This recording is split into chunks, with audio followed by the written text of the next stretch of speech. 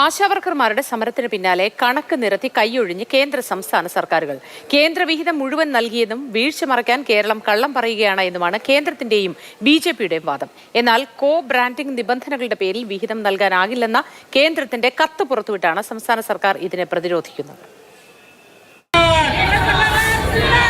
സെക്രട്ടേറിയറ്റിന് മുന്നിൽ തുടരുന്ന ആശാവർക്കർമാർ നടത്തുന്ന സമരം 23-ാം ദിവസവും തുടരുമ്പോഴും പ്രശ്നപരിഹാരത്തിനുള്ള വഴി കാണാതെ പരസ്പരം പഴിചാരുകയാണ് കേന്ദ്ര സംസ്ഥാന സർക്കാരുകൾ. ആശാവർക്കർമാരുടെ സമരം സംസ്ഥാന സർക്കാരിന്റെ പരാജയമെന്ന് കേന്ദ്രം വിമർശിക്കുന്നു. കേന്ദ്ര ആരോഗ്യ മന്ത്രാലയം കേരളത്തിന് 938.80 കോടി രൂപ നൽകിയെന്നും ബജറ്റിൽ വകയിരുത്തിയതിൽ നിന്ന് 120 കോടി അധികമായി നൽകിയെന്നും കേന്ദ്രം അവകാശപ്പെടുന്നു. എന്നാൽ ആശാപ്രവർത്തകർക്ക് പണം നൽകാനില്ലെന്ന കേന്ദ്ര സർക്കാർ വാദം തെറ്റാണെന്നാണ് സംസ്ഥാന സർക്കാരിന്റെ നിലപാട്.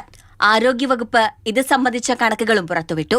കോ ബ്രാൻഡിംഗിന്റെ പേരിൽ 2023-24 636.88 കോടി രൂപ നൽകിയില്ല. ആശമാരുടെ ഇൻസെന്റീവ് ഉൾപ്പെടെ 636.88 കോടി കുടിശ്ശികയെന്നുമാണ് കണക്ക്. കേന്ദ്രാവിഷ്കൃത പദ്ധതി നടപ്പിലാക്കിയത് സംസ്ഥാന ഫണ്ട് ഉപയോഗിച്ചെന്നും ആരോഗ്യവകുപ്പ് വ്യക്തമാക്കുന്നു. കേന്ദ്രവും സംസ്ഥാനവും പരസ്പരം പഴിചാരുന്നത് അവസാനിപ്പിച്ച് പ്രശ്നം പരിഹാരമുണ്ടാക്കണമെന്നാണ് സമരക്കാരുടെ ആവശ്യം. കേന്ദ്രവും സംസ്ഥാനവും നമ്മളിങ്ങനെ പഴിചാരിക്കൊണ്ട് ഞങ്ങളുടെ വിഷയങ്ങൾ നിങ്ങൾ സൈഡ് ലൈൻ ചെയ്യാമെന്ന് വിചാരിക്കേണ്ട. അത് തന്നെയാണ് മെയിൻ ഇഷ്യൂ.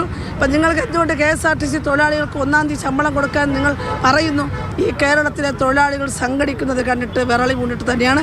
അതൊരു ശുഭ സൂചനകമാണ്. സിക്കിം സർക്കാർ ആശാവർക്കർമാരുടെ ഓണറേറിയം 10,000 രൂപയെ വർദ്ധിപ്പിച്ചെന്ന് VD സതീശൻ പറഞ്ഞു. ഉത്തരവിന്റെ പകർപ്പ് തന്റെ കയ്യിലുണ്ട്. ഒരു വർധനവുണ്ടാക്കി അവർക്ക് സഹായിക്കുന്നതിന് എന്തിനാണ് ഇങ്ങനെ ഒരു ഈഗോ വിചാരിക്കുന്നത്? ബഹുമാനപ്പെട്ട മുഖ്യമന്ത്രി അവരെ വിളിച്ച് ചർച്ച ചെയ്യണം എന്ന് ഞാൻ ഒന്നുകൂടി മുഖ്യമന്ത്രിയോട് ആവശ്യപ്പെടുകയാണ് ഇക്കാര്യത്തിൽ.